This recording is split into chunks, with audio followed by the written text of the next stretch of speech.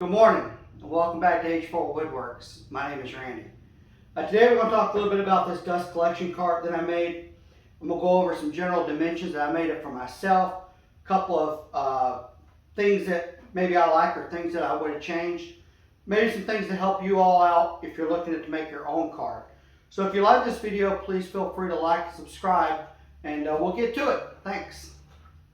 So let's briefly go over dimensions. I'm using 3 types of wood in this project. And again, this is strictly personal preference of what I had laying around for scraps. I have 3/4 inch plywood, which is this sandy plywood. You can use any kind that you would like. This I had left over from the top of my workbench. The 2 shelves is 1/2 inch BC plywood, kind of just random sheathing plywood. Again, left over. And then I had some of this maybe 1/4 inch Luan plywood. I used it for just kind of an accent and a stop to build these little compartments and then down below so that the vacuum doesn't slide out.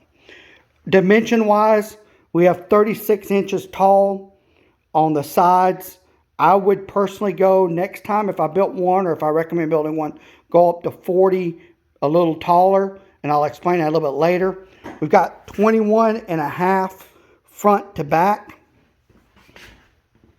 and about 21 side to side. These little shelves here are 1.5 inches, and in the back 2-inch spacers here that just kind of add some rigid support. Other than that, that's pretty much it. Now, these dimensions I got are not based on anything in particular. Again, like I said, I used it for what I had left over. And as far as the bottom dimensions or the shelf dimensions go, I just set my shop vac on the piece of plywood, kind of measured it out, made sure I had enough room that if I need to pull my vacuum out, I can, and change out the filter on it. And then the top bucket sets down in this hole opening, and then I can just kind of pull it in and out as needed. So that was where the dimensions come from. Nothing really particular, just kind of just winged it. So we'll start talking a little bit about the dust collection unit itself. So what I have here is a rigid vacuum from Home Depot. A bucket, just as a standard 5-gallon bucket that I got from a Midwest farm store. It's kind of translucent. You can see somewhat of how much is in the bucket, so it makes it a little easier to see rather than your basic Home Depot buckets, or your buckets that are a lot color and more color to them. And also this top is a dust stopper, which I also got from Home Depot, and it connects to any standard 5-gallon bucket, so you don't really need our 2-gallon bucket. You don't really need anything fancy. When you get the dust stopper, it comes with this hose attachment that runs down. Normally this is designed to set off to the side.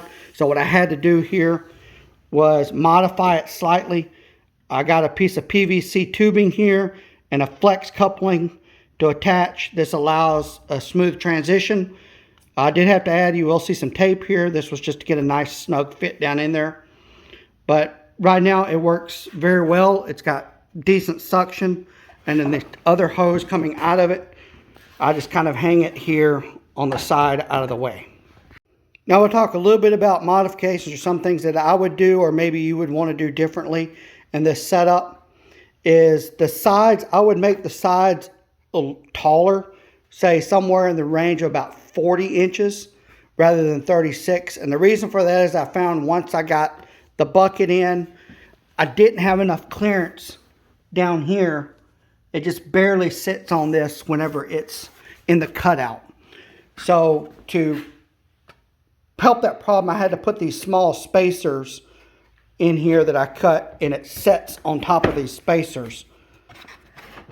And then one thing I noticed after I got that, when I started pulling on it, it wanted to flex forward. So I added a 3rd spacer here just to kind of prevent it from flexing forward. So it sits up, about 1.5 inches or so off of there, but it works perfectly fine now. And it kind of gave me some storage areas for storing accessories on the sides here and on the back. which kind of comes in handy if I got some extra things I can just kind of toss up here. So as we spin it around the back, you can see I want to kind of keep it lightweight, and again, I'm just using scraps out of this. So I had some more of this 3/4 plywood, which I made a couple of strips here, just kind of supports to hold everything in line. And behind here, I can store my more rigid tubes here. Also, you'll see I kind of put a hook here to store the cord. And a nice thing, so convenient thing about the cords, and something that maybe you want to think about, is I picked up this remote control adapter. They're really handy right now, especially Christmas time. A lot of places have them, and it comes in handy, so I can plug this cord into, say, my power strip, and then the cord for the vacuum into here, and it comes with a nice remote. So I can keep this remote clipped to my apron and turn it on and off as needed, which comes in very handy, so I'm not having to reach back down underneath and turn it on and off. Again, thank you for watching. A couple more videos hopefully will be coming up soon. I'll be making some more specifically about my workbench assembly table that I made. And then after that, hopefully after the first of the year, I'll start going over and making some projects and stuff like that, and maybe go over, start doing some tool reviews or whatnot. Going to be pretty busy the rest of the month, so I don't expect a whole lot to come out over the next couple of weeks just because of my actual job. But again, thank you. And if you feel free to subscribe. You guys have a great day. Thanks.